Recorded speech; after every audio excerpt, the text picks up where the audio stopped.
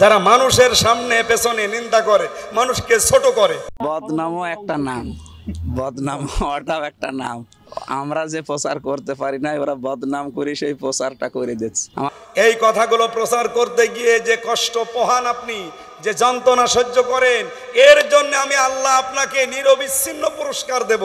সুতরাং এটা শুধু নবীর জন্যই না, কিয়ামত পর্যন্ত যারা সত্যকে তুলে ধরতে গিয়ে বাধার সম্মুখীন হবেন, বাধার প্রাচীর সামনে আসবে, তারপরেও এগিয়ে যাবেন, আপনার পুরস্কার দেবে কে?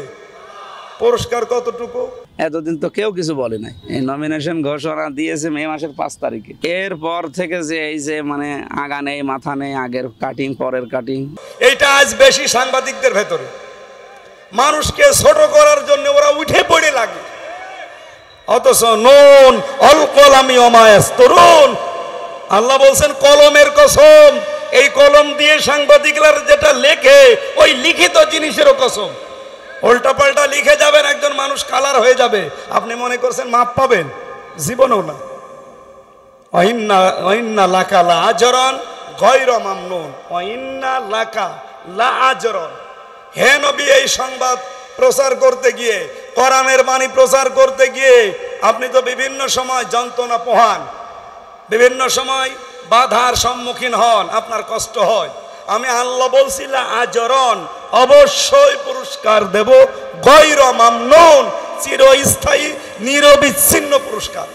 সুতরাং সাংবাদিকতায় যারা আছেন, আল্লাহর দিন প্রচারে যারা আমরা আছি, সত্য প্রতিষ্ঠা সত্য প্রচারে যারা আছি, বাধার সম্মুখীন হই না হই না? কথা বলেন, কথা বলেন। আমার কুষ্টিয়ার সাংবাদিক রফিকুল্লাহ কালবি, ওরা কারা যেন পিটিয়ে এই রগ পর্যন্ত ছিঁড়ে গেছে খাবারের, খাদ্য নালী। এই কাজকে আমরা ধিক্কার জানাচ্ছি, যারাই করেছেন, নিন্দনীয় কাজ এটা।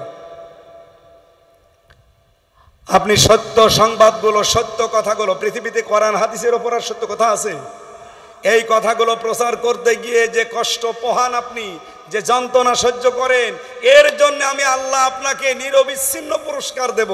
সুতরাং এটা শুধু নবীর জন্যই না, কিয়ামত পর্যন্ত যারা সত্যকে তুলে ধরতে গিয়ে বাধার সম্মুখীন হবেন, বাধার প্রাচীর সামনে আসবে, তারপরেও এগিয়ে যাবেন, আপনার পুরস্কার দেবে কে?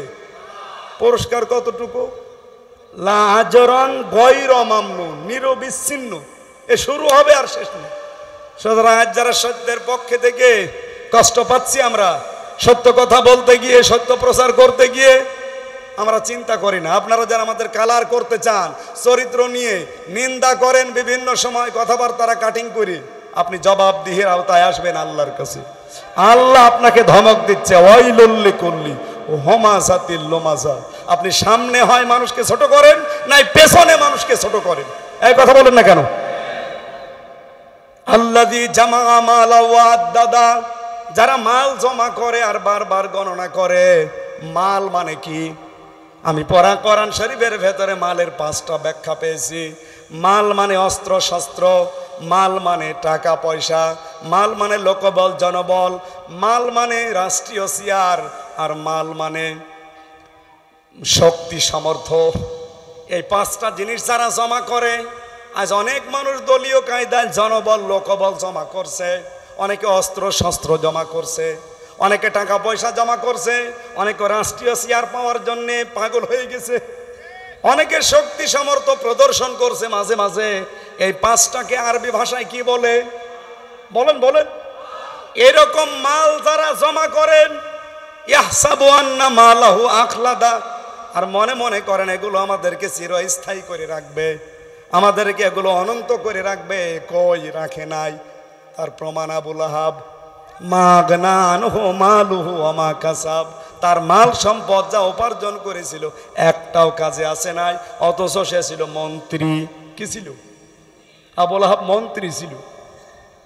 2 নম্বরের উদাহরণ পেয়েছি তাফসিরে, কারণ সূরা কসসের ভেতরে পাবেন, রব্বুল আলামিন বলেন, ইন্না কারুনা কানা মিন কওমি মূসা ফাবাগা আলাইহিম ওয়া আতাইনাহু মিনাল কুনুজি মা ইন্না মাফাতিহাহু লাতানু বিল উসবাতি উলিল কুওয়া। কথা বলছি কারণ নিয়ে। সে ছিল মোসার সম্প্রদায়, সে অবাধ্য হয়েছিল, তাকে আমি বহু সম্পদের মালিক বানিয়েছি, এমন এমন সম্পদ দিয়েছিলাম পৃথিবীতে, তাকে একদল যুবক লাগতো শুধু চাবি বহন করতে। এত সম্পদের মালিক হওয়ার পরেও তাকে বাঁচাতে পারে নাই, চিরস্থায়ী করে রাখতে পারে নাই, অমর করে রাখে নাই তার মাল তার সম্পদ। তাফসীর বলছে তাকে এই মাটির ভেতরে আল্লাহ এখনো পর্যন্ত গাড়তেছে, কিয়ামত পর্যন্ত মাটির নিচে ডুবতেই থাকবে। আরে যে বালির ভেতরে চিকচিক করে, এইটা নাকি তার মালের এক অংশ। কি সম্পদ দিয়েছিল, কিন্তু তার মাল তাকে স্থায়ী করে রাখে নাই, তাকে এই দুনিয়ায় অমর করে রাখে নাই। যদিও অমর হয়ে আছে কিন্তু ঘৃণিত হয়ে। তার এত সম্পদ থাকার পরেও যদি সে আজ চিরস্থায়ী থাকতে না পারে, আপনি কয় টাকার মালিক হয়েছেন? বাংলাদেশে তো আমি ঘুরে দেখি, জিজ্ঞাসা করলাম যে what is your name? Hello brother, ভাই আপনার নাম কি? উনি আমার যে নামটা বললো, নাম শোনার পরে আমি বুঝলাম যে মুসলমান না, ইহুদি। কনফার্ম হওয়ার জন্য আমি জিজ্ঞাসা করলাম হোয়াট ইজ ইউর প্রফেট? আপনার নবীকে? তখন বলছে জোসেফ। কি জোসেফ মানে? না না, মুসা আলাইহিস সালাম। ওরা ইহুদি তো মুসা নবীকে নবী মনে করে, জোসেফ বলে ডাকে। খ্রিস্টানদের সাথে মিশেছিলাম, জিজ্ঞাসা করলাম আপনার নাম কি? আপনার নবীর নাম কি? বলে যিশু। যিশু মানে ঈসা আলাইহিস সালাম। ওরা যে কোন বিশ্বাসে কোন আদর্শ মেনে এই কাজগুলো করে, ধর্মীয় লাইনের কাজগুলো, কিন্তু আমাদের চাইতে ওরা অ্যাক্টিভ। কিন্তু কোরআনের আয়াতগুলো পড়ার পরে আমার মনে হচ্ছে ওরা ভ্রান্ত ধারণায় আছে। কারণ পৃথিবীর কোনো ধর্ম আল্লাহর কাছে গ্রহণযোগ্য না ইসলাম বাদে। আমি যে কথাটা বোঝানোর জন্যই পর্যন্ত এসেছি, সেই শব্দটা ইন্নাদ্দিন, এই যে দিনের আগে আলিফ লাম। আলিফ লাম 4 প্রকার। প্রিন্সিপাল সাহেব আলেম আছে এখানে, 4 প্রকারের ভেতরে এখানে যেটা আছে এটা নির্দিষ্ট করার জন্য দেওয়া হয়েছে। আলিফ লাম দিয়ে আল্লাহ জানাতে চেয়েছেন, আমি যদি এখন আফতাবকে বলি ভাই আমি রাজশাহী যাব, ও যদি বলে এই যে এইটা রাজশাহীর পথ, নওগাঁ রাজশাহী বিশ্ব রোড, তাহলে এই তরিকের আগে, এই রাস্তার আগে আলিফ লাম দেওয়া লাগবে। তার মানে এইটা বাদ দিয়ে আর রাজশাহী যাওয়ার কোনো রাস্তা নেই। বলেন তো রাজশাহী যাওয়ার রাস্তা এটা বাদ দিয়ে আর নেই? বলেন বলেন। আছে, কিন্তু এটার মতো এত সোজা না। আমি সারা বাংলাদেশের 630টা থানায় ঘুরেছি কম বেশি। রাজশাহী আর নওগাঁর যে রোডটা, এত সোজা রোড আমি বাংলাদেশে পাইনি। রাজশাহী থেকে নওগাঁ খুব বেশি হলেও মনে হয় 80 কিলোমিটার। তো অন্য রাস্তা দিয়ে যদি আপনি রাজশাহী ঘুরে যান, হয়তো 100, 120 কিলো, 130 কিলো হবে, তো যাওয়া যাবে। তখন আর তরিকের আগে, রাস্তার আগে আলিফ লাম দিতে পারবেন না। রব্বুল আলামিন এখানে শব্দটা চয়ন করেছেন কি করে দেখেন, ইন্নাদ্দিনা। এ পৃথিবীতে একটাই মাত্র জীবন ব্যবস্থা, দিন, ধর্ম, ইনদাল্লাহিল ইসলাম, আল্লাহর নিকটে মনোনীত যার নাম। জবাব দিলেন না? আরো জোরে বলে। আল্লাহ যদি এখানে আলিফ লাম না দিত, আমি আপনাকে জীবনেও বলতাম না হিন্দু ধর্ম ত্যাগ করেন, খ্রিস্টান ধর্ম ত্যাগ করেন। যে কোনো আদর্শ ধর্ম মেনে নিলে আপনি পেয়ে যেতেন জান্নাত। আল্লাহ আর এক জায়গায় দিয়েছেন, অমাইয়া বতাগি গায়রাল ইসলামি দীনান ফালাই ইউকবালা মিন হুয়া ফিল আখিরাতি মিনাল খাসিরিন। এ পৃথিবীতে ইসলাম বাদ দিয়ে যদি অন্য কোনো নিয়ম নীতি দিয়ে কেউ আল্লাহকে পেতে চায়, জীবনেও তার কোনো কিছু আল্লাহ কবুল করছে না, করবেও না। তাহলে ইসলাম বাদ দিয়ে কেউ যদি বিয়ে করে, ও বিয়ে হয়েছে? বলেন বলেন। বিয়ে হওয়ার আগে যদি সন্তান হয়, ওটা যার সন্তান। কথা বলেন না কেন? এই হিসাবে তো পৃথিবীতে ইসলাম বাদ দিয়ে যত বিয়ে হচ্ছে, ওটা তো বিয়ে না।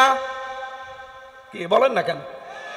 কারণ ফালাই ইউকবালা মিন, জীবনেও কবুল হবে না আপনার বিয়ে।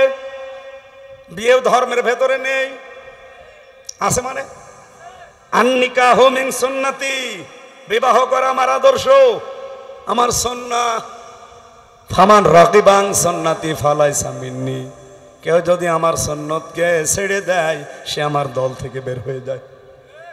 তাহলে বিবাহ করা যদি আপনি ধর্ম মনে করেন, সুন্নাত মনে করেন, ইবাদত মনে করেন, বিবাহের পরে যেটা আছে এই কাজগুলোকেও আপনাকে সুন্নাত ইবাদত মনে করা লাগবে।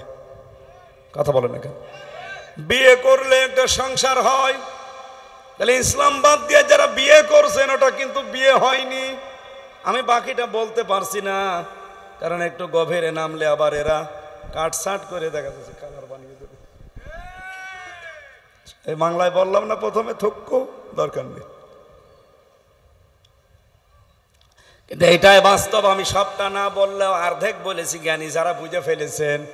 ইসলাম বাদ দিয়ে বিয়ে হয় না, ইসলাম বাদ দিয়ে ব্যবসা হয় না, ইসলাম বাদ দিয়ে রাজনীতি হয় না। এবার জায়গা মতো হাত পড়িস। হ্যাঁ আমি জানি তো। বলেন তো, আমি যে কিছুক্ষণ আগে টয়লেটে গিয়েছিলাম, বাম পা দিয়ে প্রবেশ করে আল্লাহুম্মা ইন্নী আউযু বিকা মিনাল খুবুসি ওয়াল খাবাইস, এটা পড়েছি। 4-5 মিনিট কাজ শেষ করে যখন বের হলাম ডান পা দিয়ে গফরানাক বললাম, হে আল্লাহ আমাকে মাফ করে দাও। আলহামদুলিল্লাহিল্লাযী আযহাবা আন্নিল আযা ওয়া আফানি, প্রশংসা করছি তোমার, কারণ একটা গন্ধ এবং কষ্টদায়ক জিনিস আমার থেকে বের করে দিলে। এই যে আমি 8-10 মিনিট এখানে যাই সময় কাটিয়েছি, আমার পুরাটা কি ইবাদত। এই কথা বলা লাগবে, আরো জোরে বলুন। আপনি এই যে বিবাহ করার পরে বাসর রাত্রে সন্তান জন্ম দেবেন, সন্তান জন্ম দেওয়ার সময় একটা দোয়া পড়া লাগে, নবীজির সুন্নাহ, বিসমিল্লাহি আল্লাহুম্মা জান্নিবনা শাইতান ওয়া জান্নিবিশ শাইতান মা রাযাকতানা। হে আল্লাহ, আমি তোমার নামে শুরু করছি আজকের সংসার। আমার এই সংসারের মাধ্যমে যেই সন্তানাদি তুমি আমাকে দেবে সেগুলো শয়তান থেকে বাঁচাও, এবং কি আমাদের দুইজনকেও বাঁচাও। এখানে যে রিজিক আল্লাহর কাছে আপনি চেয়েছেন, এটা কোনো খাবারের জিনিস না, এটা সন্তান। এটা কি বলেন বলেন? আপনার ছেলে মেয়ে কয়টা? 2টা ছেলে মেয়ে জন্ম দেওয়ার আগে দোয়া পড়িয়েছেন? আলহামদুলিল্লাহ। না, অনেকে পড়ে না। 4-5টা ছেলের বাপ, আরে ভাই দোয়া পড়িয়েছেন, বছর বছর দোয়া পড়তে মনে ছিল না, আবার কবে পড়বেন? 5টা হয়ে গেছে এখনো দোয়া পড়েননি, আরো দুটোই দোয়া পড়িস। আওয়াজ যে সংসার করেছে, 2টা সন্তান জন্ম দিয়েছে। আমার যেমন 8-10 মিনিট টয়লেটের আপনি ইবাদত মনে করলেন, ওর যে 2টা সন্তান জন্ম দিতে কমপক্ষে 2 বছর লেগেছে। এই 2 বছরের সংসার পুরোটা ইবাদত। আর কথা বলেন না কেন? এমনকি ও সংসার করার পরে যে গোসল করেছে, মাথার ওপরে যে পানি দিয়েছে, প্রতিটি ফোঁটা যখন জমিনে পড়েছে, প্রত্যেকটা ফোঁটায় একটা করে নেকি হয়েছে। এইটাকে আপনার নেকি মনে হয়, সওয়াব মনে হয়, ইসলাম মনে হয়, দিন মনে হয়। আর আপনি জীবনের বিশাল একটা অংশ পরিবার নীতি, সমাজ নীতি, রাজনীতি, অর্থনীতি, সংস্কৃতি, ধর্মীয় নীতি, এইগুলোর কথা যখন আমি কোরআন দিয়ে তুলে আনতে চাই, তখন আপনার কাছে দুনিয়ার কাজ মনে হয়। এটা যদি দুনিয়ার কাজ কারো কাছে মনে হয়, আমার মনে হয় এই বিয়ে করাটাও ওর দুনিয়ার কাজ, ও সুন্নত না। আমি আবার বলছি, ইসলাম বাদ দিয়ে আপনার বিয়ে না, ইসলাম বাদ দিয়ে আপনার ব্যবসা না, ইসলাম বাদ দিয়ে আপনার রাজনীতি না, ইসলাম বাদ দিয়ে আপনার দেশ না। কথা বলেন না কেন? আল্লাহ এমনিতে লাগাননি, এখানে দিনের আগে আলিফ লাম এই কারণে দিয়েছেন। এক একটা শব্দ আমি ব্যাখ্যায় পড়েছি, লক্ষ লক্ষ কথা। আল্লাহর কাছে যে মনোনীত একটা জীবন ব্যবস্থা, ধর্ম, তার নাম ইসলাম। ইসলাম যে কবুল করে তাকে আমরা বলি মুসলিম। ইসলাম শব্দটা যদি আপনি জবর দিয়ে পড়েন, সালমন, সালমন মানে শান্তি, যদি জের দিয়ে পড়েন সিলমন মানে ইসলাম। কোরআনে কারিমে আল্লাহ এই সিন জের দিয়ে পড়েছেন ইন্না ইয়া আইয়ুহাল্লাযীনা আমানু দুখুলু ফিস-সিলমি কাফা। ইমানদারেরা তোমরা পরিপূর্ণভাবে ইসলামে প্রবেশ করো। তাহলে পায়খানা করা, বিয়ে করা, এটা যদি আপনার কাছে দিন মনে হয়, ব্যবসা করা, রাজনীতি করা, সমাজনীতি করাও দিন মনে হওয়া লাগবে। এটা যদি কেউ পার্থক্য করেন কি হবে জানেন? এই বলবো, আফাতুমিনুনা বিবাদিল কিতাবি ওয়া তাকফুরুনা বিবাদ। আমি আল্লাহ যে বিধান দিলাম কিছু মানবে আর কিছু যদি ছেড়ে দাও, কিছু যদি অস্বীকার করো, গোপন করে রাখো, যেহেতু এখানে তাকফুরুন আছে। কেউ যদি বাদ দিয়ে দেয় কিছু আর কিছু গ্রহণ করে, টয়লেটটা গ্রহণ করে, বিয়েটা গ্রহণ করে, কিন্তু ব্যবসাটা গ্রহণ করে না, রাজনীতি গ্রহণ করে না, আন্তর্জাতিক নীতি গ্রহণ করে না, আল্লাহ পাক বলেন কি হবে তাদের? ফামা ইয়াফআলু যালিকা মিনকুম ইল্লা খিজিয়ুন ফিল হায়াতিদ দুনিয়া ওয়া ইয়াউমাল কিয়ামাতি ইউরাদ্দুনা ইলা আশাদ্দিল আযাব। দুনিয়ার জীবনে আমি লাঞ্ছনা, গঞ্চনা, অপমান, অপদস্থ এটা আমি ভরিয়ে দেব তোদের জীবনে। এতটুকু আল্লাহ যদি শেষ করে দিতেন তাও আমি আয়াতটা পড়তাম না। পরের শব্দ আরো কঠিন, ওয়ায়াউমাল কিয়ামাতি ইউরাদ্দুনা ইলা আশাদ্দিল আযাব। কিয়ামতের দিন তোকে আমি কঠিন যন্ত্রণাদায়ক আযাবের দিকে তেড়ে তেড়ে নিয়ে যাব। ইউরাদ্দুনা তাদেরকে পাঠানো হবে ইলা আশাদ্দিল আযাব, কঠিন যন্ত্রণা। আসাদু ইসমে তাফজিল, সুপারলেটিভ ডিগ্রি এটা, এর চাইতে বড় আযাব আর হয় না। তার মানে কোরআনের কিছু মানে, দিনের কিছু মানে, কিছু মানে না। ওদের আযাব কম না বেশি? আরো বেশি। এই জন্য সতর্ক করছি, মানতে হলে পুরাটা মানেন, আর না মানতে হলে একবারে আবু সেহেলের মতো হয়ে যান। কি কথা বলেন এখন? দুনিয়ার টাটকা সুখগুলো হারাবেন, আবার আখেরাতও হারাবেন, এটা কথা হইল? যে কোনো এক লাইনে থাকেন। আর আমার বিশ্বাস বাংলাদেশের 18 কোটি মানুষ আমরা যদি এক লাইনে এসে যাই, এদেশে ইসলাম কায়েমে আর বাধা নেই। আমি আবার ওই কথাটা তুলছি, যেহেতু আল্লাহ আপনাদেরকে ইসলামে পাঠিয়েছেন, মুসলমানের ঘরে পাঠিয়েছেন, এই জন্য শুকরিয়া আদায় করছি। কারণ এমন একটা মনোনীত জীবন ব্যবস্থা, পছন্দ করা ধর্ম, যে ধর্মে আমার আল্লাহ নিজে ওয়ারাদিতু লাকুমুল ইসলাম দীনা, বলেন আল্লাহু আকবার। উনি নিজে রাজি হয়ে গেছেন ইসলামের ওপরে। আমি খ্রিস্টান ধর্মের ওপরে রাজি আছি, এ কথা আছে কোরআনে। আমি ইহুদি ধর্মের ওপরে রাজি আছি, এ কথা আছে। আমি হিন্দু ধর্মের ওপরে রাজি আছি, এ কথা আছে।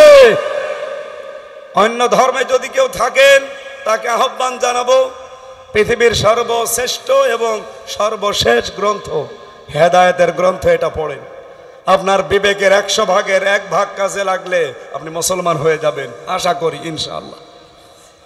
কলেজের এক অধ্যাপক, যশোরের বিসিএস ক্যাডার, ওনারে বলেছিলাম, স্যার আপনাকে মুসলমান হওয়া লাগবে না, আপনি শুধু আমাদের ধর্মীয় গ্রন্থ একটু বুঝে বুঝে পড়বেন। 3 মাস সময় দিলাম। আপনি হয়তো আরবি পড়তে পারেন না, বাংলায় পড়েন, ইংরেজিতে পড়েন। 3 মাস একটু বুঝে পড়বেন, আমি আপনাকে জিজ্ঞাসা করব। আল্লাহর বান্দা 3 মাস পরে নিজের থেকে মুসলমান হয়ে গেছে। এই জন্যে বলছি, অন্য ধর্মে আপনি থাকতেই পারেন না যদি কোরআনের কাছে আপনি আসতে পারেন। একটু পড়েন বুঝে। লরেন বুথ, টনি বেলোয়ারের শালিকা, খ্রিস্টান মহিলা, কোরআনে পড়তে এসে 53 জায়গায় ভুল ধরেছিল, তো সর্বশেষ নিজের জীবনের ভুল ধরে মুসলমান হয়ে গেছে। আর আমরা কোন ধর্ম থেকে আসা লাগে না, একবারে জন্মসূত্রে বাপদাদার কাছ থেকে আমরা মুসলমান। শুধু বড় হলে একটু আগা কাটা লাগে, কিছু তাও কাটা নেই। এই যে এটার কাটা নেই এখনো, এটা মুসলমানে দিয়েছে, এটা দেয়নি এখনো, দিয়েছে? হ্যাঁ ঠিক আছে। তাহলে এখানে হিন্দু একটাও নেই, সব মুসলমান আমরা। এই জন্য খুশি হয়ে বলেন আলহামদুলিল্লাহ। দরুদ পড়ছি, সালাম পাঠাচ্ছি আমাদের নবী মুহাম্মদ রাসূলুল্লাহ সাল্লাল্লাহু আলাইহি ওয়াসাল্লামের প্রতি। আমার দায়িত্ব কিন্তু জোর করে আপনাকে হেদায়েত দেওয়া না, এটা আমারে আল্লাহ দেয়নি, নবীকেও দেয়নি। আমার দায়িত্ব কি? ফাইন্নামা আলাইকাল বালাগ ওয়া আলাইনাল হিসাব। হে নবী আপনি পৌঁছিয়ে দেন, এটা আপনার দায়িত্ব, আর আমি আল্লাহর দায়িত্ব ওদের হিসাব নেওয়া।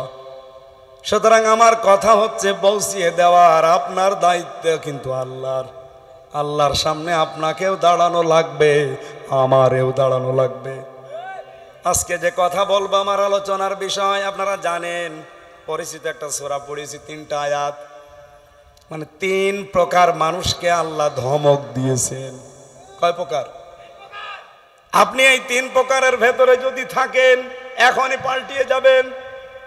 আল্লাহ ধমক দিচ্ছেন, আপনি টের পাচ্ছেন? প্রধানমন্ত্রীর ধমক শুনলে অনেকে প্রসাব করে ফেলতো। আল্লাহ ধমক দিচ্ছেন, আল্লাহ হুমকি দিচ্ছেন, ধামকি দিচ্ছেন। যে 3 প্রকার মানুষকে আল্লাহ হুমকি দিয়েছেন, ধমক দিয়েছেন, আমরা যেন নারী পুরুষ কেউ এর ভেতরে না থাকি। যদি থেকে থাকি এক্ষুনি আজকে পাল্টিয়ে যাব ইনশাআল্লাহ। যে কথা তুলেছিলাম আগে, কথাটা শেষ করি। আমার দায়িত্ব প্রচার করা, আর আপনার আপনার হিসাব নেওয়ার দায়িত্ব কার?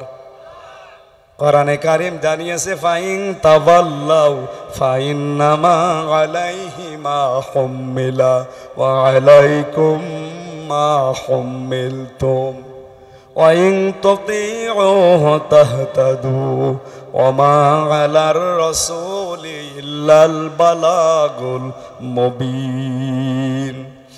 সূরা নূর 18 নম্বর পারা 16 নম্বর পৃষ্ঠা 3 নম্বর লাইনের 54 নম্বর আয়াত, এটা শেষের দিকে আছে। এটা তাফসিরে ফি জিলালিল কোরআনে দেখবেন বিস্তারিত লেখা আছে।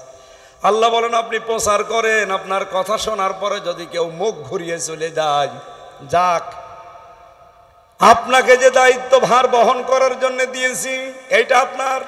সুতরাং আমি যতটুকু জানি, আফতাব যতটুকু জানি, তাদের দায়িত্ব হচ্ছে ওইটা প্রচার করে দেওয়া। বাল্লিগু আন্নি ওয়ালাউ আয়া, একটা বাক্য যদি জেনে থাকো পৌঁছিয়ে দাও। এ দায়িত্ব রাসূলুল্লাহ আমাদেরকে দিয়েছেন। শুধু আমাদের 2 জনকে? বলেন বলেন।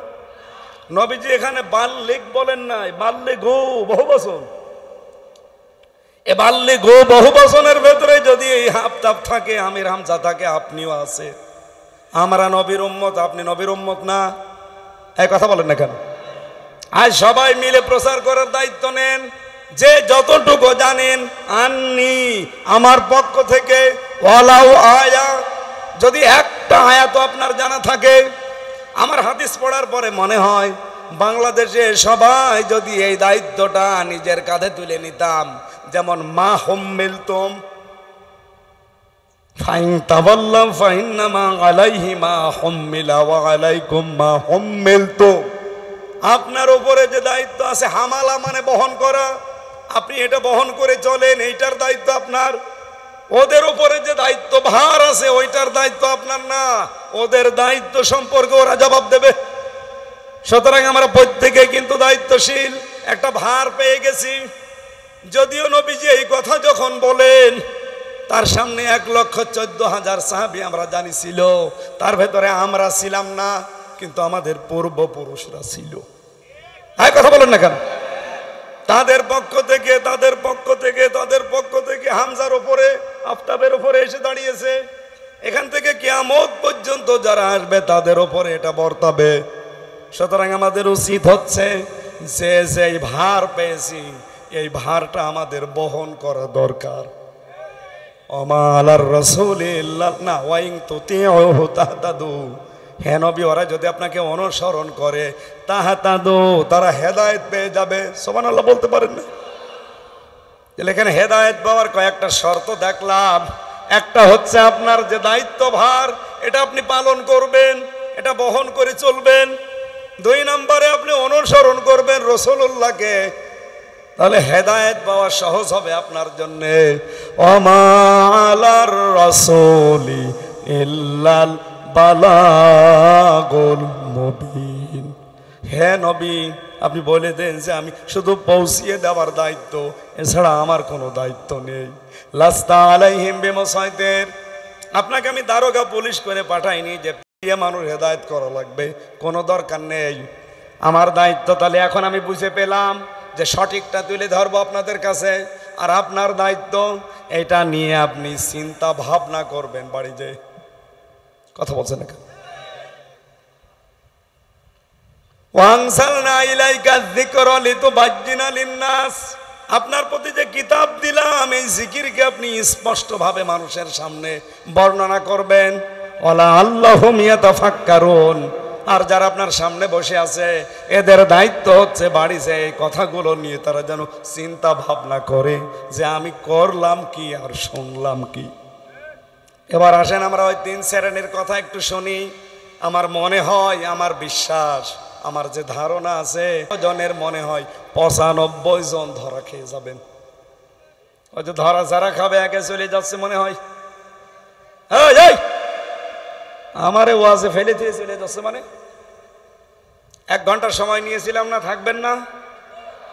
মনে করেন এখনো 1 ঘন্টা হয়নি, কেবল শুরু হচ্ছে। না না, আমরা 1 ঘন্টা সর্বোচ্চ 1 ঘন্টা 10-15 মিনিটে শেষ করে দেব। আমার কণ্ঠ যদি সাপোর্ট না করে, জোর করে তো বলতে পারবো না। আমি যেগুলো কোরআন থেকে হাদিস থেকে পেয়েছি এইগুলো এবার আপনাদের শোনাচ্ছি। আউযু বিল্লাহি মিনাশ শাইতানির রাজিম। বিসমিল্লাহির রহমানির রহিম।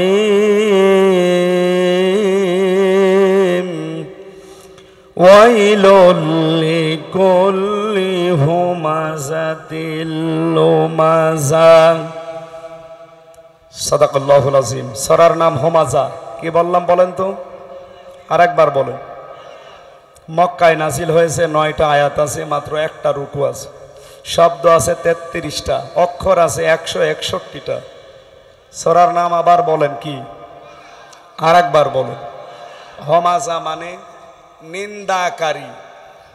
এই দোষে দোষী নেই আমার মনে হয় এখানে 5-6 জন পাওয়া যাবে, বাকি সবাই আমরা এই দোষে দোষী। নিন্দা করা এটা যে কত বড় একটা অপরাধ আল্লাহর দৃষ্টিতে, আল্লাহ ধমক দিচ্ছেন। মানুষ যদি একটু নিজেকে নিয়ে ভাবে, জীবনে ওর মুখ দিয়ে কোনোদিন নিন্দা সামনে হোক পেছনে হোক বের হবে না। অথচ এই স্বভাব 100 জনের 95 জনের ভেতরে, মেয়েদের ভেতরে আরো বেশি। কথা বলে না কেন? মেয়েরা সবচেয়ে বেশি নিন্দা করে তার পুত্রবধূর। এই কথা বলে না কেন? আর বৌমাগুলো সবচেয়ে বেশি নিন্দা করে তার শাশুড়ির। অথচ এই 2 জায়গায় নিন্দা করা যদি বন্ধ হতো, আমাদের পরিবারটা একটা মিনি জান্নাত হয়ে যেত। সম্মানিত মা বোনেরা, মেয়েটা যখন আসে আপনার বাড়িতে, এই লোকের মেয়ে, এটাকে নিজের মেয়ের মতো মনে করতে পারেন না? অন্যের মেয়ে একটা এসেছে, নিজের মেয়ে তো কত দোষ করে। নিজের মেয়ে সকালবেলা উঠে 2টা না 4টা সিদ্ধ ডিম খায়, হাফ গিলাস না 1 গিলাস দুধ খায়, এরপরে ছোলা ভিজিয়ে খায়, কালো জিরা খাচ্ছে, রসুন খায়, মধু খায়, এরপরে 4-5টা করে রুটি। সকালবেলা উঠে কিন্তু কোনো কাজ আপনার মেয়ে করে নাই, এই সবগুলো তার সামনে রেডি, খাচ্ছে, আর দেখে দেখে মা খুশি হচ্ছে। অথচ 4টা না যদি 2টা সিদ্ধ ডিম ওই মেয়ের মতো পুত্রবধূ খায়, এমন শাশুড়ি আছে। বলে ডিম খাওয়া লাগে, ছেলে মেয়ে আমাদের হয়নি? ডিম খাওয়া লাগে, ছেলে মেয়ে আমাদের হয়নি, এ কথা আপনি পুত্রবধূকে, বিটার বউকে বলতে পারলেন? আপনার মেয়ে তো মরণে খাওয়া খাচ্ছে। এক কথা বলছেন না কেন? এরকম ছোট মনের শাশুড়ি কার আছে? হাত তোলেন তো। আপনি না, ওরা। দেখেন তোরা হাত তুলেছে কিনা। আমি জানি ওখানে বহু মহিলা হাত তুলে বসে আছে যে আমার শাশুড়ি দেখতে পারেন আমারে। অথচ নিজের মেয়ে এই কিছুক্ষণ আগে টুটি পর্যন্ত খেয়েছে, কিচ্ছু বলে না, আরো বলছে মা খা খা। আর অন্যের মেয়ে এসে মাত্র একটা ডিম খেয়েছে, ওর চোখ কপালে উঠেছে। আর কথা বলেন না কেন? এই ছোট মনের কারণেই তো পরিবার আজ নষ্ট হয়ে যাচ্ছে। বাস্তব কথা বলছি। আমার শালা আজকে আমার সাথে এসেছে, আমি তাই বলছি তা না, সত্যি। এই যে কোরআন শরীফ আমার সামনে। আমার শ্বশুর বাড়ি চুয়াডাঙ্গায়। আমার শাশুড়ি বাড়ি গেলে আমারে যে পরিমাণে খাওয়ায়, যত রকমের আইটেম দেয়, আমি যত খাই আমার শাশুড়ি তত খুশি। কে কথা বলছেন না কেন? আপনারা বলবেন কি করে? আপনারা তো দেখেননি, আমি নিজেই বলছি ঠিক। আমি যত বেশি খাবো আমার শাশুড়ি তত খুশি। কিন্তু সিস্টেম অপর পৃষ্ঠায় দেখেন, আমার শাশুড়ির এই মেয়েটা আমার বাড়িতে যেটা আছে, এটা আমার মা যে খাবার বানাবে, বেশি খেলে আমার মা খুশি না বেজার। এরকম হাজারো মা আছে যাদের মন ছোট। এটা ছোট মনের মানুষ। অনেক মেয়েরা মনে করে শুধু নামাজ পড়া, রোজা রাখা আর কালো বোরকা পরে ঘুর ঘুর করে ঘুরি বিশাল ইবাদত। কে বলিস আপনাকে?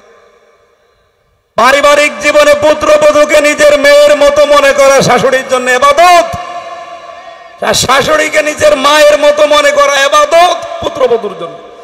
এটা আজ বাংলাদেশের 100টা পরিবারের 98টা পরিবারে নেই। এই কথা বলেন না কেন? এই কারণে আমরা মিনি জাহান্নামে আছি আজ। আপনি বললেও ঠিক, না বললেও ঠিক, কারণ চেহারা দেখে তো আমি টের পাচ্ছি। আজ মানসিক যন্ত্রণায় আছে হাজারো মানুষ আমরা। সম্মানিত মা বোন যারা এসেছেন, শুধু ওয়াজ শুনতে আসা না। আমি জানি আপনি বদদুয়া করবেন, এখন করেন, আপনারও বদদুয়া কাজে লাগবে না। আপনাকে আমি পরিবর্তনের জন্য হাতে পায়ে ধরে আহ্বান জানাচ্ছি। আপনার কারণে আজ হাজারো আফতাবের মতো, হামজার মতো মানুষ অসুস্থ হয়ে যাচ্ছে, মানসিক রোগী। আমরা কিছু বলতেও পারি না, সইতেও পারি না। এরকম পরিবার দেশে নেই। তো মনটা একটু উদার করলে আমাদের এই চিন্তা করা লাগে না। আমি বউ শাশুড়ির ভেতরে যত মিল, মহাব্বত, ভালোবাসা, মমতাময়ী মা এবং পুত্রবধূর মতো আচরণ দেখতে পারবো, আমরা তত সুস্থ থাকতে পারবো। এই স্বামীগুলো বলেন তো ঠিক কিনা? হাত তোলেন, স্বামী যারা হাত তোলেন। এই ভিডিও ওইদিকে মারো, ও মহিলা প্যান্ডেলে যারা বসে আছে দেখুক, তোলেন হাত। স্বামী কারা আছেন? বিয়ে না করে আবার হাত তোলার দরকার নেই। আলহামদুলিল্লাহ। সম্মানিত মা বোনেরা, আপনার ওয়াজ শেষ। এরপরেও যদি আপনার পরিবর্তন না আসে, যদি মনে করেন শুধু নামাজ পড়া ইবাদত, রোজা করা ইবাদত, আর কারো বোরকা পরা ইবাদত, আরে ওয়াকুলু লিন্নাসি হুসনা, মানুষের সাথে হাসি মুখে কথা বলো ইবাদত।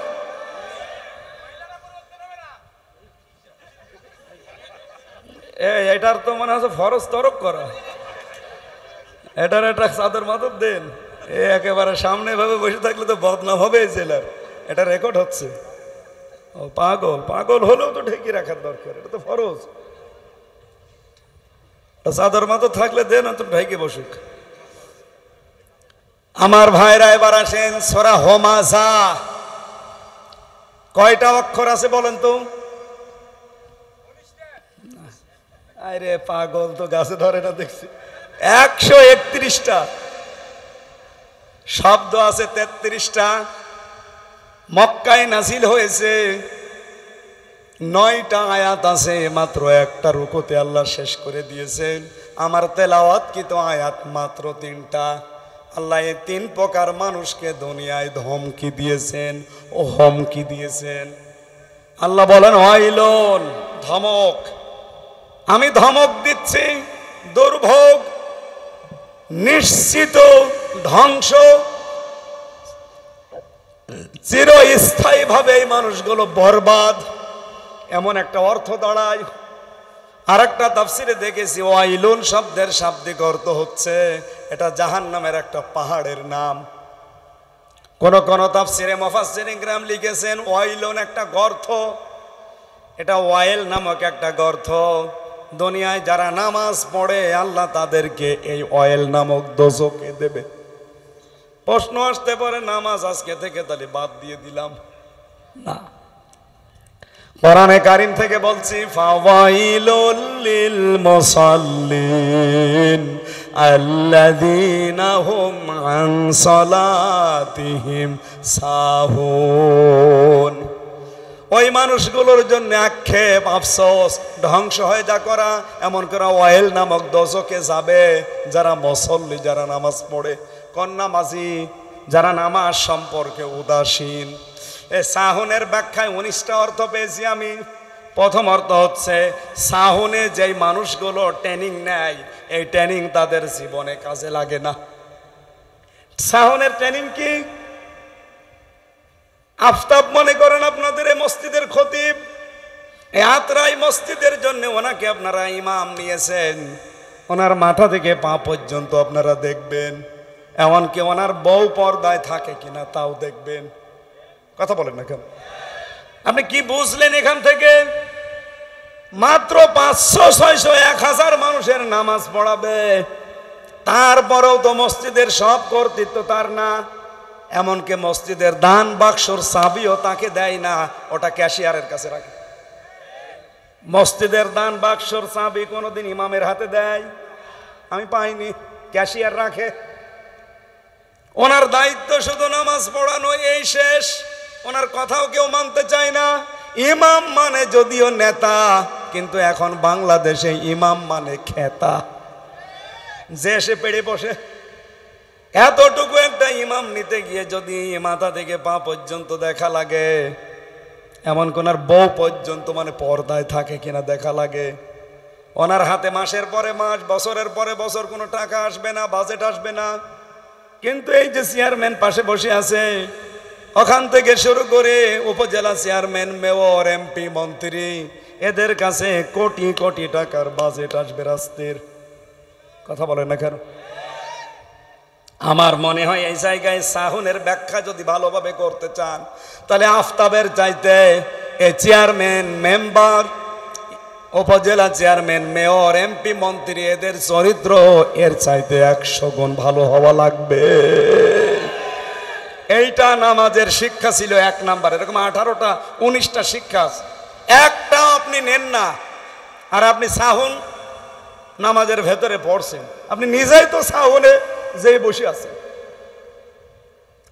এখানে নামাজ পড়লেও জাহান্নামে যাওয়া লাগবে ওই নামাজিগুলো যারা নামাজের শিক্ষা নিতে চায় না।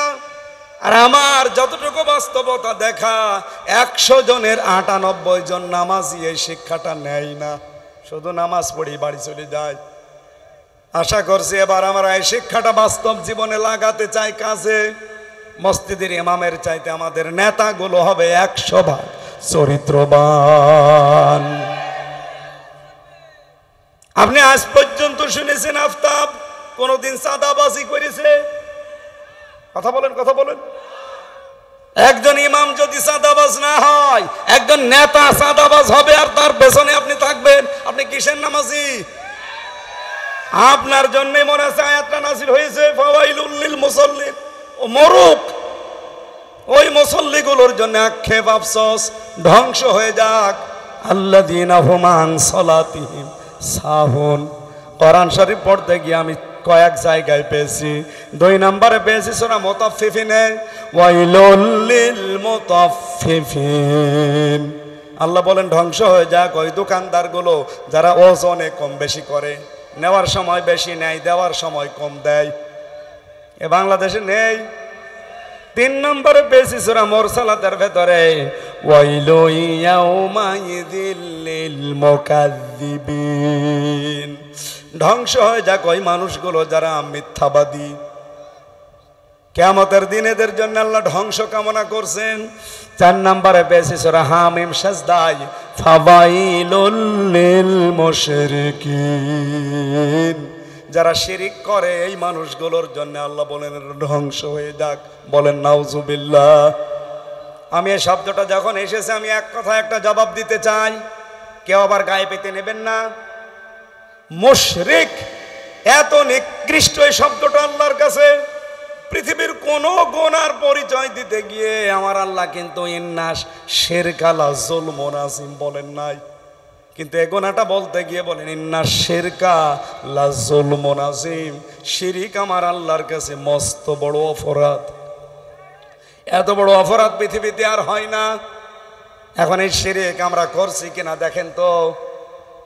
আল্লাহ যেটা পারে ওইটা অন্য কেউ পারে, এই বিশ্বাস করার নাম শিরিক। এবার আপনি বলেন, নিজের ভেতরে এই দোষ থাকলে আপনি পাল্টাবেন। আল্লাহ যেটা পারে পৃথিবীর অন্য কেউ, আরো জোরে বলেন। সন্তান দিতে পারে একমাত্র কে? অন্য কেউ পারে? অন্য কেউ যে পারে না তার প্রমাণ কি? আমি কয়েকদিন আগে বগুড়াতে একটা অনুষ্ঠানে গিয়েছিলাম। এক লোক এসে দেখছে আপেল নিয়ে, বলছে হুজুর আপেল পড়িয়ে দেন। কেন? বলছে বারবার আমার শুধু মেয়ে হয়, ছেলে হয় না। এমন ভাবে আপেল পড়বেন যেন ছেলে হয়। আপেল আমি পড়েছিলাম ও সূরা ফাতিহা দিয়ে ফেলে দিলাম। আপেল কই? ফেলে দিয়েছি। কেন? আরে ভাই, আপেল পড়ে যদি ছেলে হইতো ওতে আমার ম্যাডামের 3টে মেয়ে হইতো না। আমারই পরপর 3টা মেয়ে। যদি আপেল পড়ায় এত শক্তি এত ক্ষমতা আমার থাকতো, ম্যাডামরা শুধু আপেল খাওয়াতাম। বলেন তো, আপেলের কোনো ক্ষমতা আছে নাকি যে পড়িয়ে দেয় তার ক্ষমতা আছে? না, এগুলো মেয়েদের ভ্রান্ত বিশ্বাস। আমাদের জাতির পিতা এটা প্রমাণ দিয়েছেন। ৮৬ বছর পর্যন্ত তার সন্তান হয়নি, একদিনও তিনি কোনো আপেল পড়া খাননি, কোনো মাজারে কোনো দরগায় যাননি। ৮৬ বছর তিনি দোয়া করেছিলেন, রব্বি হাবলি মিনাস সলিহিন।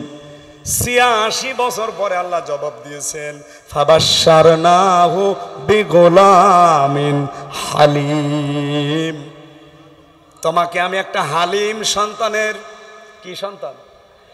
হালিম মানে না না, এখানে একটা বুঝের বিষয় আছে। সারা জীবন আমি ওই আয়াতটা পড়েছি, আপনি এখানে বুঝবেন। আমি আলেমদেরকে বলছি কেন ৮৬ বছর পরে আল্লাহ এই জবাবটা দিলেন। আমি নিজে এখন ৮টা 10টা জবাব বানাতে পারবো, কিন্তু আল্লাহ কি বললেন? ফাবাশশারনাহু বিগুলামিন হালিম। আমি তোমাকে সুসংবাদ তো দিয়েছি একটা ধৈর্যশীল সহনশীল সন্তানের, গোলামের। এই আয়াতের ব্যাখ্যা করবো না বাদ দেব? এটা দরকার, মেয়েদের জন্য আরো বেশি দরকার। আপনি দেখেন ৮৬ বছর পরে আল্লাহ এমন জবাব দিয়েছেন। ইব্রাহিম আলাইহিস সালাম জবাব শুনেই কিন্তু তিনি সন্তুষ্ট হয়েছিলেন, কিন্তু তিনি ওই দিন থেকেই ভাবছিলেন আল্লাহ আমাকে গোলামিন হালিম দিল। এর আগে পরে একটা সন্তান দিয়েছিল, তার নাম গোলামিন হালিম। সেটা কি? ইসহাক। হযরত ইসহাকের বেলায় দেখবেন কোরআনে আসে, অবাশশারনাহু বিগুলামিন হালিম। হালিমের পরে আমি আলিম দিলাম। উনি প্রথমে হালিম নিয়ে ভাবছিলেন যে কেমন হালিম পেয়েছি দেখি, এটা কি চাচা হালিম নাকি মামা হালিম? আত্রায় বাজারে মামা হালিম বিক্রি হয় না, চাচা হালিম, এ হালিম না। উনি ওই দিন থেকে 13 বছর পর্যন্ত একাধারে চেষ্টা করেছিলেন। এটা তাফসিরে ফি জিলালিল কোরআনে পাবেন, টিকার ভেতরে। আপনারা শুনছেন না? শুনতেছেন? 13 বছর পরে আল্লাহ তাকে একটা স্বপ্ন দেখিয়েছিলেন। আল্লাহ পাক বলেন তাকে আমি স্বপ্ন দেখালাম, ফালাম্মা বালাগা মাআহু সাআয়া ক্বালা ইয়া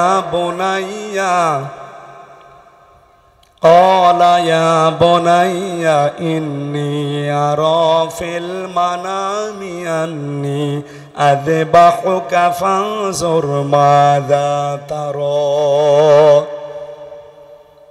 সে সন্তানটা যখন 13 বছর, কেউ লিখেছে 11 বছর, আমি 13 বছরই ধরলাম, এইটার পক্ষে বেশি মত আছে।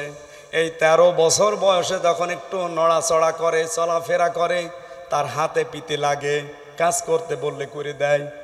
এমন একটা বয়সে যখন গেছে, আমি আল্লাহ পাক তাকে বললাম একটা স্বপ্নের মাধ্যমে যে প্রিয় জিনিস জবাই করো।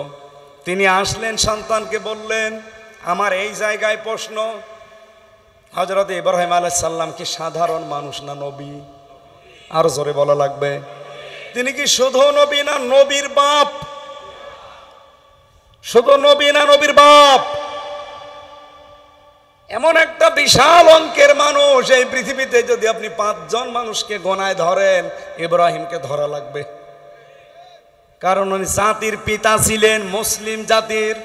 আজ তামাম পৃথিবীতে 175 কোটি যে আমরা মুসলিম দাবি করি, আমাদের জাতির পিতার নাম আরো জোরে বলেন, নাকি বঙ্গবন্ধু?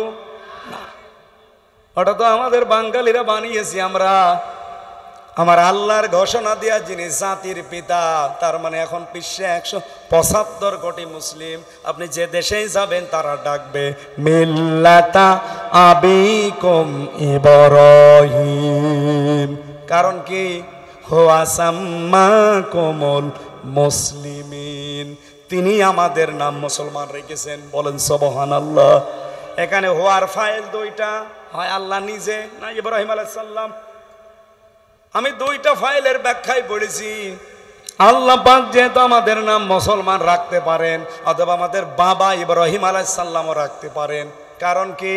কারণ সন্তান জন্ম দিলে বাবার যে 13টা দায়িত্ব আছে, তার একটা দায়িত্ব একটা অর্থবোধক নাম রাখা।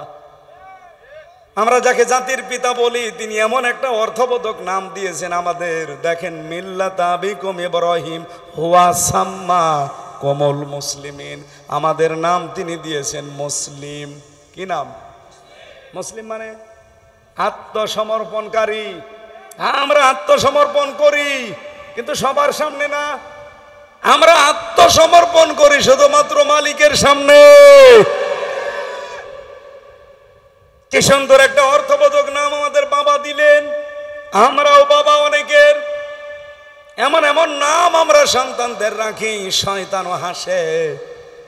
আমার আয়াতের দ্বিতীয় শব্দটার নাম আমি পেয়েছি 2 জন মহিলার। ওয়াইলুল্লি কুল্লি হুমাযাতিল লুমাযা।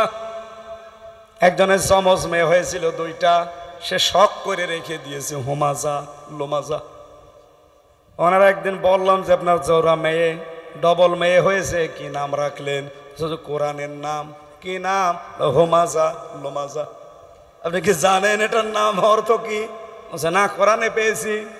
আরে হোমাজা মানে নিন্দাকারী সামনে, আর লোমাজা মানে নিন্দাকারী পেছনে। এটা নাম হইল? বাবা হলেই হবে না, সর্বপ্রথম যে দায়িত্ব 13টার প্রথম দায়িত্ব নাম রাখা লাগবে। হযরত ইব্রাহিম আলাইহিস সালাম কি সুন্দর নাম রাখলেন, ইসমাঈল। কি রাখলেন? হযরত ইসমাইলকে নাম রেখেই তিনি চিন্তা করেছিলেন, আমার সন্তান, এখানে সবচাইতে প্রিয় হচ্ছে আমার এই সন্তানটা। বিয়ের 1 বছর 2 বছর 5 বছর না, 86 বছর পরে আমি পেয়েছি। অথচ আল্লাহ আমাকে 86 বছর পরে জবাব দিল আমি নাকি গোলামিন হালিম পেয়েছি। কেমন হালিম পেলাম আমি আজকে দেখব। উনি কিন্তু বিধান পালন করবেন কার? আরো জোরে বলেন। কারণ এই যে স্বপ্ন, এটা নবীদের স্বপ্ন আর আমাদের স্বপ্ন কি এক? নবীদের স্বপ্ন ওহী। নবীদের স্বপ্ন কি? পৃথিবীর সাধারণ মানুষের স্বপ্ন ওহী না। নবীদের স্বপ্ন যেহেতু ওহী হয়, উনি ওহী পেয়েছিলেন, বিধান আল্লাহর পালন করবে নবী। এখানে ছোট মানুষ সন্তান 13 বছর, তার কাছে অনুমতি নেওয়া লাগবে কোন কারণে? তিনি বললেন, ইয়া আবাতি ফাআল মা তুমার ইয়া বুনাইয়া ইন্নী আরা ফিল মানাম আন্নী আযবাহুকা ফানজুর মাযা তারা। হে সন্তান, কলিজার টুকরার সন্তান, আদরের সন্তান, আমি স্বপ্নে দেখলাম তোমাকে জবাই করছি, তোমার রায় বলো। আমি যে হালিমের ব্যাখ্যা করার জন্য এ পর্যন্ত এসেছি, এইবার বলছি। হযরত ইব্রাহিম তিনি লক্ষ্য করলেন আমার সন্তানের অ্যাক্টিভিটিসটা দেখি। কারণ 13 বছর আমি তাকে দেখি নাই। জন্মের পরেই সেই মরুভূমিতে রেখে এসেছিলাম। 13 বছর পরে একবার দেখা, আর দেখা হওয়ার পরেই বললাম যে আমি জবাই করব। সন্তান কিন্তু হালিম। কি কি হালিম দেখেছেন? জবাব দিচ্ছে, ইয়া আবাতি ফাল মা তুমার সাতাজিদুনি ইনশাআল্লাহু মিনাস সাবিরিন। হে বাবা, আপনি যা আদিষ্ট হয়েছেন পালন করেন। আপনি আমাকে ধৈর্যশীলদের মধ্যে পাবেন, ধৈর্যশীল পাবেন, এই কথা বলেন নাই? ইব্রাহিম আলাইহিস সালাম পদে পদে লক্ষ্য করছিলেন সন্তানের কথাগুলো। প্রথমে তিনি বললেন, বাবা আপনি আদিষ্ট হয়েছেন, পালন করেন। 2 নম্বরে বললেন, আপনি অতি শীঘ্রই ছাতা জিদনি দিয়েছেন। জিদনি দিলেও তো অর্থ হয়ে যায়, ছাতা দিলেন কেন? তিনি বললেন, বাবা অতি শীঘ্রই, অবশ্যই, সিন সাফা কদ লাম 13টা শব্দ আছে। কোনো সেন্টেন্সের আগে আসলে অর্থ হয় খুব তাড়াতাড়ি, বা অতি শীঘ্রই, অবশ্যই। হে বাবা আপনি আমাকে পাবেন ধৈর্যশীল না, তাহলে সবের বলতেন, সবিরিন, আপনি আমাকে ধৈর্যশীলদের মধ্যে পাবেন। তার মানে আমার ভেতরে কোনো অহংকার নেই, আমার মতো বহু ধৈর্যশীল দুনিয়ায় আছে, তাদের ভেতরে আমিও একজন, আমি অহংকার মুক্ত। সুবহানাল্লাহ বলতে পারেন? ইব্রাহিম আলাইহিস সালাম এইটা দেখছিলেন যে কেমন হালিম, দেখেন তো, কথা বলতে গিয়ে কত মেপে মেপে কথা বলে সন্তান আমার। তিনি খুশি হয়ে গেলেন, সন্তানকে নিয়ে জবাই করার জন্য তিনি চলেও গিয়েছিলেন। আমার এখানে বলার উদ্দেশ্য ছিল তিনি কেমন হালিম পেয়েছিলেন আপনি চিন্তা করেন। ফালাম্মা দিবসন, আসলামা দিবসন, ওয়াতাল্লাহু লিল জাবিন, দুইজনেই যখন এগ্রি হয়ে গেছে, রাজি হয়ে গেছে জবাই করার জন্য, আল্লাহ তখন ডাক দিয়েছেন। আমার এখানে প্রশ্ন আছে একটা, আমি জবাব নিতে চাই আত্রাই রানীনগর এলাকার মানুষের কাছে। আল্লাহ পাকের নবী দুইজনই, ইব্রাহিম ইসমাইল, তারা বললেন ফালাম্মা আসলামা, দুইজনেই যখন আসলামা মানে আত্মসমর্পণ করে দিয়েছে, দুইজনে যখন রাজি হয়ে গেছে, এগ্রি হয়ে গেছে, তখন আল্লাহর বিধান পালন করা তাদের দ্বারা সহজ হয়েছে। এক কথা বলা লাগবে, ইব্রাহিম যদি বলতেন আমি জবাই করব আল্লাহর বিধান, ইসমাইল যদি বলতেন না আমি হব না, পালন হইতো। ইসমাইল যদি বলতেন আমি হব জবাই, ইব্রাহিম যদি বলতেন না আমি 86 বছর বয়সে পেয়েছি তোরে জবাই দেব না, হয়তো। তাহলে দুইজনে রাজি হওয়া লেগেছে আল্লাহর বিধান পালন করতে। ও নওগাঁবাসী, ও বাংলার মানুষেরা, আজ বাংলাদেশে শুধু টুপি মাথায় দেয় যারা, তারা যদি এবার বলে আমরা এই দেশে ইসলাম কায়েম করব, সম্ভব না। টুপি যারা মাথায় দেন না তাদেরও ইসমাইলের ভূমিকায় আসা লাগবে। দায়িত্বশীল যারা আমাদের আছে তাদের ইব্রাহিমের ভূমিকায় লেখা রাখবে। আমরা যারা জনগণ আছি 18 কোটি, আমরা ইসমাইলের ভূমিকায় এবার আসতে চাই। আল্লাহর বিধান এবার আমরা আল্লাহর বিধান সংশোধন নিতে যারা দায়িত্বে থাকবে তারা ইব্রাহিম, আমরা যারা সংশোধন করার জন্যে, আমরা যারা আল্লাহর বিধান পালন করার জন্যে নাড়াচাড়া দেবতার, আমরা ইসমাইল। এবার এই কথা বোঝেন, ইসলাম এবার যা ভাব দেখা যাচ্ছে, ইসলাম এবার সংসদে যাবে ইনশাআল্লাহ। হয় আপনাকে নিয়ে যাবে না আপনাকে রেখে যাবে। আপনি যদি আসতে চান সাথে আসেন, না আপনাকে রেখে ইসলাম যাবে। এই কথা বলেন না কেন?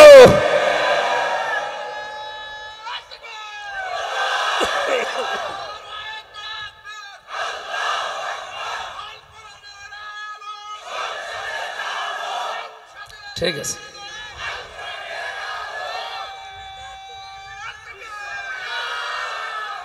আমার ভাইরা, ইসলাম এবার যদি সত্যি জায়গা মতো চলে যায়, আপনি যদি পেছনে থাকেন আপনার কপাল পোড়া।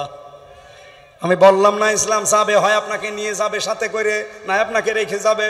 এখন আপনার সিদ্ধান্ত কি করবেন দেখেন। ফালাম্মা আসলামা খেলা করার জন্য আল্লাহ দেয়নি, এটা শুধু ইব্রাহিম ইসমাইলের ব্যাপার না, কোরআন আমাদের উপরে দিয়েছেন আল্লাহ। কিয়ামত পর্যন্ত ইব্রাহিমের ভূমিকায় কেউ যদি আসতে চায়, মাস্ট বি আল্লাহ ইসমাইল তার সাথে দিয়ে দেবে। এবার আমরা দেখতে পাচ্ছি এদেশে আল্লাহর একামতে দিন যারা কায়েম করতে যায়, এরা কিন্তু ইব্রাহিমের ভূমিকায় চলে এসেছে।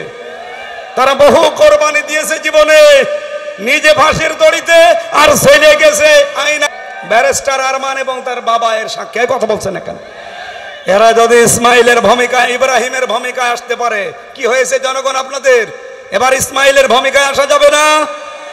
আল্লাহ তখন ডাক দেবে, অনাদাইনাহু আইয়া ইব্রাহিম। আমি শিরিকের এই পয়েন্ট থেকে এসেছিলাম যে আল্লাহ যেটা পারে পৃথিবীর অন্য কেউ, যেটার প্রমাণ আমাদের জাতির পিতা ইব্রাহিম আলাইহিস সালাম। আইন তৈরি করতে পারে কে? অন্য কেউ। সুতরাং মানুষের তৈরি করা আইনের পেছনে যারা আছেন আপনি মুশরিক, আর ব্যাখ্যা করার দরকার নেই।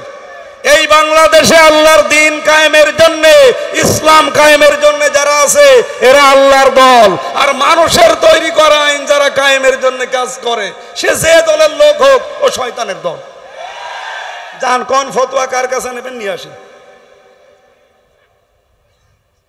ওয়াইলুন দিয়েছেন আল্লাহ, ধ্বংস, সাবধান, দুর্ভোগ, চিরস্থায়ীভাবে বরবাদ হয়ে যাবে। লিকুল্লি, প্রত্যেকটি মানুষ, হমাজাতিল লোমাজা, যারা মানুষের সামনে পেছনে নিন্দা করে, মানুষকে ছোট করে। এইটা আজ বেশি সাংবাদিকদের ভেতরে। মানুষকে ছোট করার জন্য ওরা উঠে পড়ে লাগে, অথচ নুন অল কলামি ওমায়াস তরুণ, আল্লাহ বলছেন কলমের কসম, এই কলম দিয়ে সাংবাদিকরা যেটা লেখে ওই লিখিত জিনিসেরও কসম। উল্টা পাল্টা লিখে যাবেন, একজন মানুষ কালার হয়ে যাবে, আপনি মনে করছেন মাপ পাবেন? জীবনেও না। ওয়াইন্না লাকা লা আজরান গায়রা মামনুন, ওয়াইন্না লাকা লা আজরান। হে নবী, এই সংবাদ প্রচার করতে গিয়ে, কোরআনের বাণী প্রচার করতে গিয়ে আপনি তো বিভিন্ন সময় যন্ত্রণা পোহান, বিভিন্ন সময় বাধার সম্মুখীন হন, আপনার কষ্ট হয়। আমি আল্লাহ বলছিলাম আজরন, অবশ্যই পুরস্কার দেব, গায়রা মামনুন, চিরস্থায়ী নিরবিচ্ছিন্ন পুরস্কার। সুতরাং সাংবাদিকতায় যারা আছেন, আল্লাহর দিন প্রচারে যারা আমরা আছি, সত্য প্রতিষ্ঠা, সত্য প্রচারে যারা আছি, বাধার সম্মুখীন হই না হই না? কথা বলেন, কথা বলেন। আমার কুষ্টিয়ার সাংবাদিক রফিকুল্লাহ কালবি, ওরা কারা যেন পিটিয়ে এই রগ পর্যন্ত ছিঁড়ে গেছে খাবারের, খাদ্য নালী। এই কাজকে আমরা ধিক্কার জানাচ্ছি, যারাই করেছেন, নিন্দনীয় কাজ এটা। আপনি সত্য সংবাদগুলো, সত্য কথাগুলো, পৃথিবীতে কোরআন হাদিসের ওপর আর সত্য কথা আছে, এই কথাগুলো প্রচার করতে গিয়ে যে কষ্ট পোহান আপনি, যে যন্ত্রণা সহ্য করেন, এর জন্য আমি আল্লাহ আপনাকে নিরবিচ্ছিন্ন পুরস্কার দেব। সুতরাং এটা শুধু নবীর জন্যই না, কিয়ামত পর্যন্ত যারা সত্যকে তুলে ধরতে গিয়ে বাধার সম্মুখীন হবেন, বাধার প্রাচীর সামনে আসবে, তারপর এগিয়ে যাবেন, আপনার পুরস্কার দেবে কে? পুরস্কার কতটুকু? লা আজরান গায়রা মামনুন, নিরবিচ্ছিন্ন। এ শুরু হবে আর শেষ নেই। সুতরাং আজ যারা সত্যের পক্ষে থেকে কষ্ট পাচ্ছি, আমরা সত্য কথা বলতে গিয়ে, সত্য প্রচার করতে গিয়ে আমরা চিন্তা করি না। আপনারা যারা আমাদের কালার করতে চান, চরিত্র নিয়ে নিন্দা করেন, বিভিন্ন সময় কথাবার্তারা কাটিং করি, আপনি জবাবদিহির আওতায় আসবেন আল্লাহর কাছে। আল্লাহ আপনাকে ধমক দিচ্ছে, ওয়াইলুল লিকুল্লি হোমাজাতিল লোমাজা। আপনি সামনে হয় মানুষকে ছোট করেন, নাই পেছনে মানুষকে ছোট করেন। এই কথা বলেন না কেন? আল্লাযী জামা মালা ওয়া আদ্দাদা, যারা মাল জমা করে আর বারবার গণনা করে। মাল মানে কি? আমি পড়া কোরআন শরীফের ভেতরে মালের 5টা ব্যাখ্যা পেয়েছি। মাল মানে অস্ত্র শস্ত্র, মাল মানে টাকা পয়সা, মাল মানে লোকবল জনবল, মাল মানে রাষ্ট্রীয় চেয়ার, আর মাল মানে শক্তি সামর্থ্য। এই 5টা জিনিস যারা জমা করে, আজ অনেক মানুষ দলীয় কায়দায় জনবল লোকবল জমা করছে, অনেকে অস্ত্র শস্ত্র জমা করছে, অনেকে টাকা পয়সা জমা করছে, অনেকে রাষ্ট্রীয় চেয়ার পাওয়ার জন্যে পাগল হয়ে গেছে, অনেকে শক্তি সামর্থ্য প্রদর্শন করছে মাঝে মাঝে। এই 5টাকে আরবি ভাষায় কি বলে? বলেন বলেন। এরকম মাল যারা জমা করেন, ইয়াহসাবু আন্না মালাহু আখলাদা, আর মনে মনে করেন এগুলো আমাদেরকে চিরস্থায়ী করে রাখবে, আমাদেরকে এগুলো অনন্ত করে রাখবে। কই রাখে নাই। তার প্রমাণ আবু লাহাব, মাগনা আনহু মালুহু ওয়া মা কাসাব, তার মাল সম্পদ যা উপার্জন করেছিল একটাও কাজে আসে নাই, অথচ সে ছিল মন্ত্রী। কি ছিল?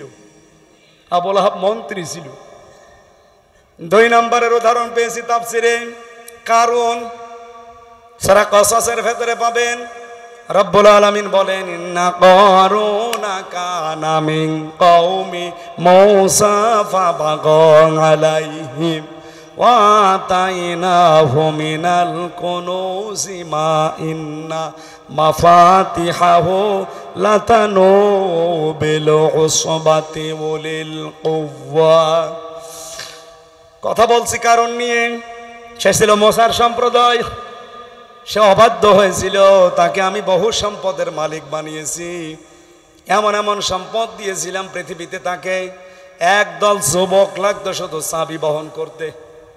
এত সম্পদের মালিক হওয়ার পরেও তাকে বাঁচাতে পারে নাই, চিরস্থায়ী করে রাখতে পারে নাই, অমর করে রাখে নাই তার মাল তার সম্পদ। তাফসীর বলছে তাকে এই মাটির ভেতরে আল্লাহ এখনো পর্যন্ত গাড়তেছে, কিয়ামত পর্যন্ত মাটির নিচে ডুবতেই থাকবে। আরে যে বালির ভেতরে চিকচিক করে, এইটা নাকি তার মালের এক অংশ।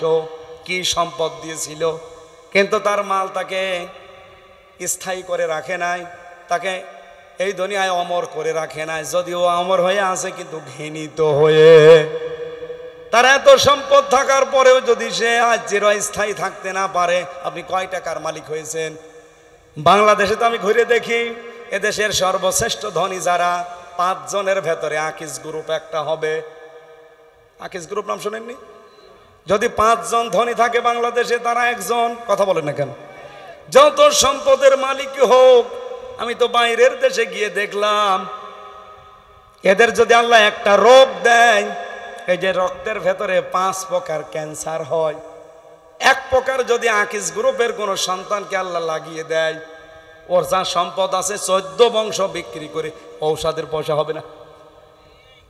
এমন এমন রোগ আমি দেখেছি পৃথিবীতে, বাইরের দেশগুলোতে এগুলো দেখলে চমকে যায় শরীর। আল্লাহ, আমরা তো বেঁচে আছি, এরকম রোগ যদি আমাদেরকে দিত, আমরা এমনি না খেয়ে মরি।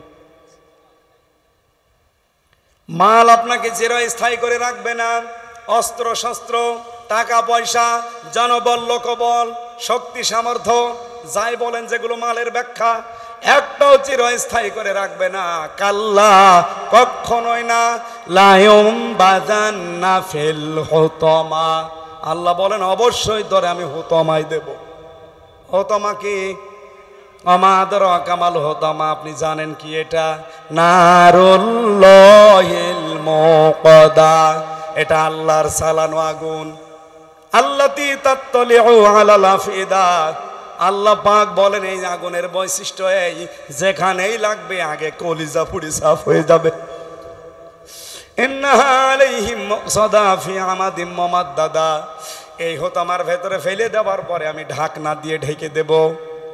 এরপরে লম্বা লম্বা আগুনের খুঁটির সাথে পেট মোড়া দিয়ে বেঁধে রাখবো অনন্তকালের জন্যে। অথচ যে 3টা ধমকের কথা আমরা শুনলাম, কাজগুলো খুব বড় কাজ না।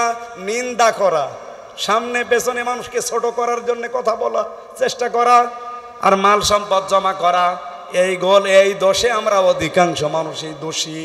আসেন আমরা একটু চেষ্টা করি এই দোষগুলো থেকে চিরদিনের জন্য মুক্ত থাকার। বলেন আমিন। নয়তো আল্লাহর যে হুতমা নাম শুনলেন, এটা শুনেই যদি এমন লাগে, তাহলে সেখানে গেলে কেমন হবে আপনি ভাবতে পারেন। জাহান্নামের অন্যান্য বর্ণনা আমি পড়েছি, কোন জাহান্নামে গেলে আগে কলিজা পুড়ে যাবে আমি পাইনি, কিন্তু এই নারুল্লাহিল মুকাদা, হুতমা জাহান্নামে আল্লাহ যারেই দেবে, সঙ্গে সঙ্গে কলিজা পুড়ে সাফ হয়ে যাবে। বলেন নাউজুবিল্লাহ। আল্লাহ আমাদেরকে এই 3টা গুনাহ থেকে হেফাজত করুন। আমি মেয়েদের উদ্দেশ্যে জেলখানায় বসে বসে কয়েকটা বই লিখেছিলাম, তার ভেতরে এই বইটা খুব দামি বই, দাম্পত্য জীবনের কলহ এবং তার সমস্যা, এই সমাধান কি করে করবেন, এটা আমার জেলে বসে লেখা, বাইরে এসে পাবলিশ করেছি। এটা আমার মেয়েদের জন্য, শুধুমাত্র মেয়েদেরকে নিয়ে যেয়ে পড়াবেন, হয় মাকে, বউকে, মেয়েকে, ফুফুকে, বোনকে দেবেন। আর এটা নামাজ, আমার মনে হয় এই বইটা আমার প্রত্যেক মুসলমান ভাই বোনের ঘরে থাকা দরকার। কি করে নামাজ পড়বেন সব নিয়ম এখানে দেওয়া আছে। এই 2টা নিয়ে যান, স্টেজে মনে হয় আছে, নেন। আমি আজকের মতো শেষ করেছি, আমার কণ্ঠ আর সাপোর্ট দিচ্ছে না, আমি মনে হয় মোনাজাত করে শেষ করে দেব। আল্লাহুম্মা আমিন। লা ইলাহা ইল্লাল্লাহুল আযীমুল হালিম, লা ইলাহা ইল্লা আনতা সুবহানাক ইন্নী কুনতু মিনাজ জালিমিন। রব্বুল আলামিন, নওগাঁ জেলা আরাতরায় আস্থা এই ফাউন্ডেশনের উদ্যোগে একটা বিশাল তাফসীর মাহফিলের আয়োজন। যতগুলো যুবকের সাথে জড়িত আছে দেশে বিদেশে, আল্লাহ এদেরকে তুমি কবুল করে নাও। এই দেশি বিদেশি যুবকদের যারা কম পেটে নিয়েছে, যে মায়ের এই মায়ের পেট তুমি খাদিজাতুল কুবরার মতো বানিয়ে দাও। রব্বুল আলামিন সম্মানিত সভাপতি বসে আছে এখানে, আমাদের চেয়ারম্যান সাহেব মঞ্জুরুল, আল্লাহ তাকে কবুল করো। সহ সভাপতি জনাব ডাক্তার আল আমিন ভাইকে কবুল করো। প্রধান অতিথি হাসার আলমের ওস্তাজ মাওলানা PM আদম আলীকে আল্লাহ মঞ্জুর করো। আমার আগে যিনি কথা বললেন হাফেজ মাওলানা আফতাব আহমেদ, হাফেজ মাওলানা আব্দুর রশিদ, আব্দুর রাজ্জাক জিহাদি ভাই সহ যত আলেম এখানে কথা বলেছে, আলেমদের কথা আমল করার তৌফিক দাও। যেই 3টা গোনা করলে তুমি ধমক দিলে, আল্লাহ তুমি আমাদেরকে এই গোনা থেকে বাঁচাও। সম্মানিত মা বোনেরা এসেছে, এদেরকে খাদিজার মতো আয়েশার মতো বানিয়ে দাও। এলাকায় যত মানুষ কবরে আছে, আল্লাহ কবরগুলো জান্নাতুল ফেরদাউস তৈরি করে দাও। আজকে আমার সফর সঙ্গে আমানুল্লাহ এসেছে, আল্লাহ তোমার যুবক বান্দাকে কবুল করে নাও। সারা দেশে কোরআনের দাওয়াত নিয়ে যেই লোকটা নিয়ে যায় সাদ্দাম হোসেন, তোমার ওই যুবক বান্দাকেও মঞ্জুর করো। হাফেজ আবু বকর সিদ্দিক সহ যত যুবকরা এসেছে, আল্লাহ তুমি ওমরের মতো বানিয়ে দাও। বড় আশা আমাদের জীবনে, 4 চোখে বাংলাদেশ কোরআন দিয়ে চলছে, এটা একবার হলেও দেখার তৌফিক দাও। এই অনুষ্ঠানটা আগামীর জন্য আরো বিশাল আকারে আল্লাহ কবুল করে নাও। 3টা বছর জালেমের জেলখানায় আমার কণ্ঠ শরীর 2টা নষ্ট হয়ে গেছে, আল্লাহ তুমি আগের অবস্থায় আবার ফিরিয়ে দাও। আমি নিজে যেহেতু অসুস্থ, আল্লাহ আমার কণ্ঠটা তুমি ভিক্ষা দাও। কোরআনের কথাগুলো বলার জন্য যে যোগ্যতা দরকার, শরীর দরকার, কণ্ঠ দরকার, আল্লাহ তুমি আমাকে মেহেরবানি করে দান করো। বারাকাল্লাহু লানা ওয়া লাকুম ফিল কোরআনিল আযীম। কখন কার কাছে আজরাইল আসে জানি না, জীবনের শেষ কথা যেন বলতে পারি, লা ইলাহা ইল্লাল্লাহু মুহাম্মাদুর রাসূলুল্লাহ। আসসালামু আলাইকুম।